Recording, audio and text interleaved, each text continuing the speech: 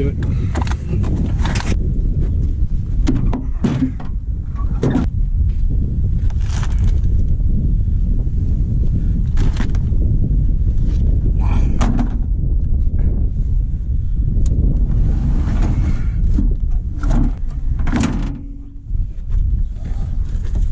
Those things ain't getting any lighter. Alright, so morning glory. Any guesses what's on today's to-dos? So we got no chores today, so today's a good day to start fencing.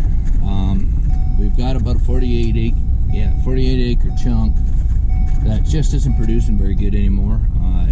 The water has a tendency to sit on it a little bit, so it's gotten sour. And the previous owner, what ended up happening was the cows kind of crowded in an area, and then it killed out the grass, and now we need to reclaim it. Where we're heading, where the fall calvers are, we need more pasture for that group anyways.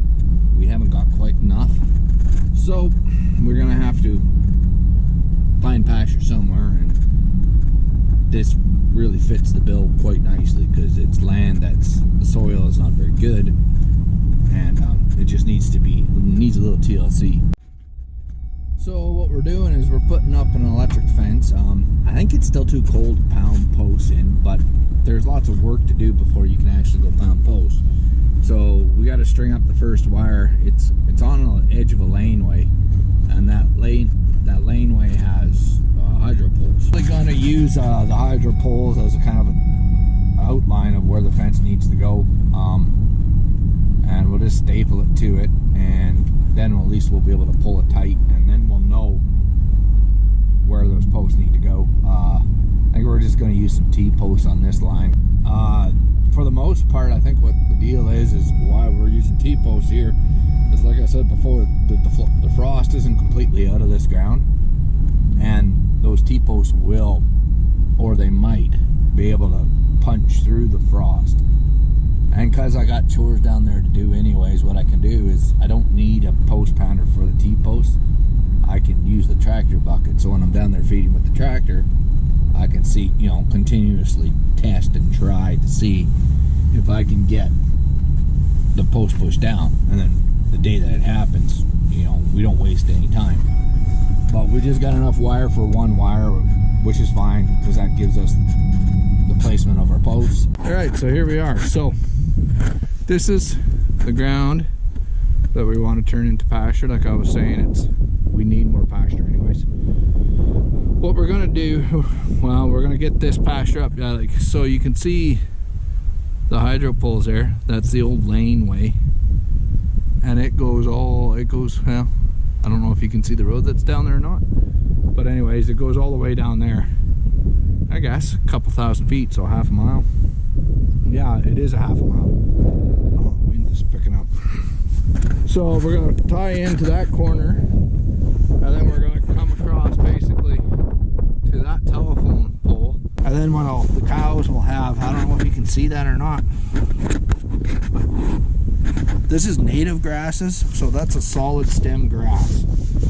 Yeah, and so what it does is it freeze cures, kind of like hay, but you can see all the green down in the bottom. You can see that, Noah? Yeah. All that green down on the bottom. So those cows will just go into this, eat it up. And there's 48 acres of it. So when the cows get into here, that's just that many more cows we don't have to feed.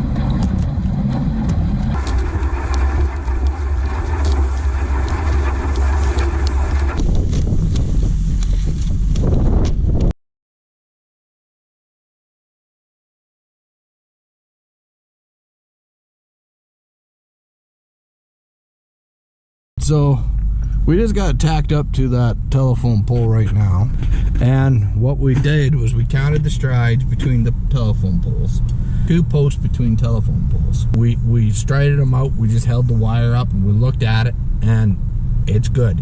Because we can always come in and put in more posts. 2 posts per gap.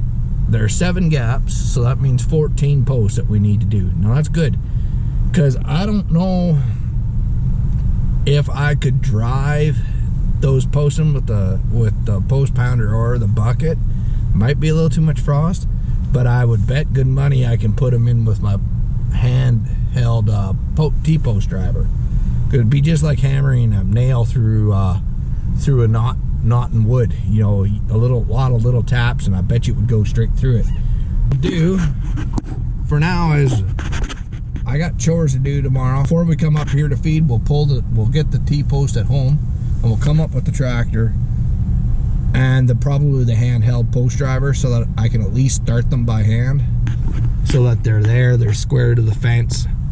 So, and then maybe I can push them in with the tractor, but if I can't, I can always get them by hand. Oh look, it's snowing, yay. Alright, so we got the first wire strung, and then I think we got to pull some T-posts out so that we can take them to where we need them, down on that fence line.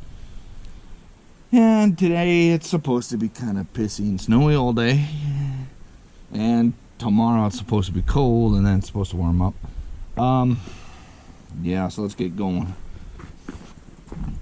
On a side note, I have to now wear sweatpants, because when I was fencing, I grabbed my jeans on a barb and I put a hole in my pants that were bigger than the Grand Canyon. So instead of having to figure out the blur option to the YouTube video editor, I'm wearing sweatpants. At least I'm wearing sweatpants till the wife gets to the city and picks me up a pair of jeans, and then she'll have to self-quarantine for 2 weeks. But we'll just make sure she's wearing one of them respiratory welder masks, and I'll hook her up with a set of preg checking gloves. I think I got a pair of fishing hip waders somewhere in the boot room, or maybe even one of them old polyester snowmobile suits that was bought by my dad in 1975. I don't think it'll be a problem. When she gets home, we'll squirt her, cover her down with Purell, and then wash her off with the hot seat, and she should be okay. And since it's Easter and you've just finished breaking your tri-yearly pledge of never eating that much ever again, everything has to be at least knee level or above, or you can't bend over to pick the damn stuff up. Drop a knife and it takes you a half hour to get it. I don't know if you can hear that goddamn wind going on, but one right there. I don't know what went into it, and it was big. Well, could have been a nail. Let maybe come up. I got the bucket down to save me putting pressure on it, but god damn it.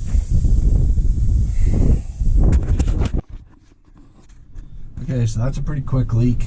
It's quick enough. I don't know what the hell to do.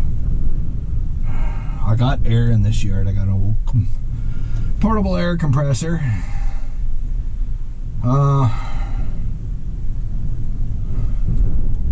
I'm not too sure what to do, but while I called the wife, she's coming down and picked me up.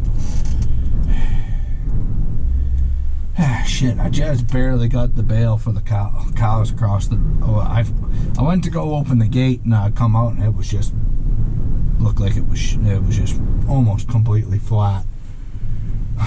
So then I just threw the bale over the fence, and I can. Hopefully the cows will come here and find it. I don't know. I might have to go down and check them with the tractor or the truck once it gets here, because I didn't know. Like, I haven't been in there to see them yet, so I don't know what the hell to think here. Yay. So we come back yesterday, we put a plug in it, and we didn't fill it all the way up with air, but it didn't lose any air, so it's sealed. Now I don't know, it was a nail that went through it because it was tight. When we took the reaming tool and pushed it in, it was pretty darn tight. So it was just a nail that went through it. So, but we didn't put much air in it, just because if it was leaking, it would be very noticeable. If it was leaking at all, it would go really flat. But we got an air compressor up there, so what we're gonna do is we're just gonna start that up, and then we're gonna start the tractor up and let it warm up. And I have to check the oil, Noah, first, and then you can start it up. Okay. And then we get to it. All right. So just plug it in? Yeah, just plug it in. This is the old girl here. It's not much, but it does save us in times like this.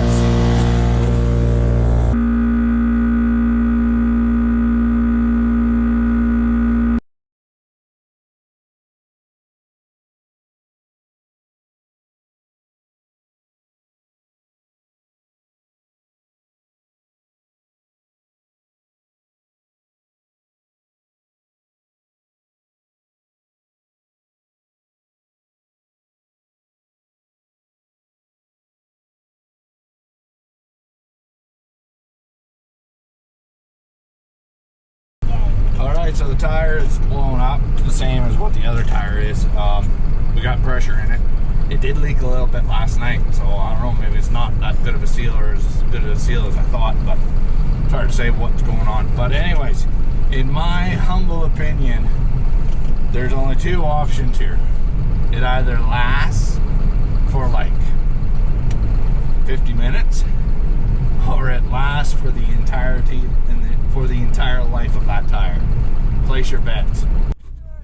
Honestly, it doesn't have to last long. All it needs to really do is for me to grab a straw bale while I'm down here, take it back to the home. So that's 7 miles down the road. All right, so that plug just barely, we made it home with the plug. It flew out of the tire, but you know, it got it home.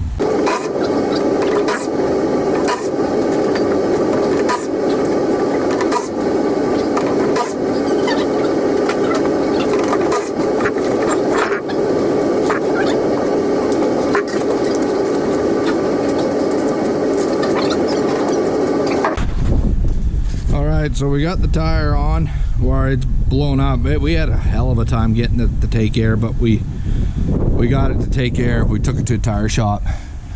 The tractor axle's way up in the air, but we'll just have to get this tire off the truck, and then we can get to work.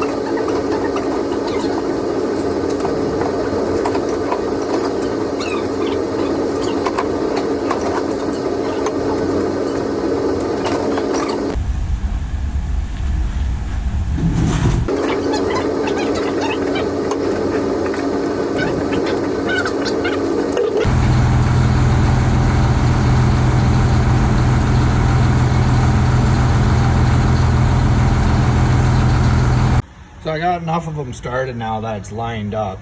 I still got quite a few to put in. But then once we do that, then we can start hammering them down.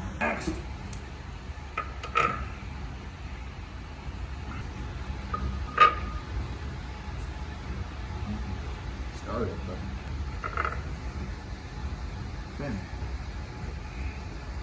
Now that we got the rim fairly flat against the back piece here, we'll start tightening down, but you always got to go cross, right? So you got to go here and then here. and then here, and then the one across from it was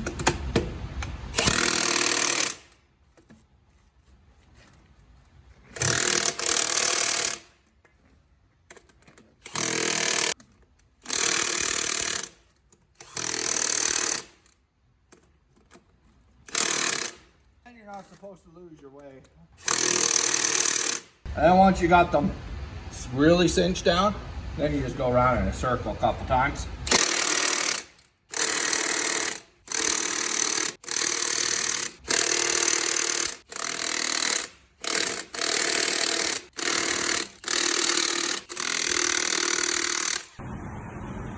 Well, I guess that's going to have to do it for today, folks. The video is getting quite long. As I was editing it last night, I started to realize that it was getting long. So we'll just have to leave it there, pick it up again tomorrow. If you enjoyed the video, give it a thumbs up, subscribe to the channel. We're doing lots of stuff over here, so there's always going to be something once a week coming on. But other than that, we'll catch you on the flip side. Take care.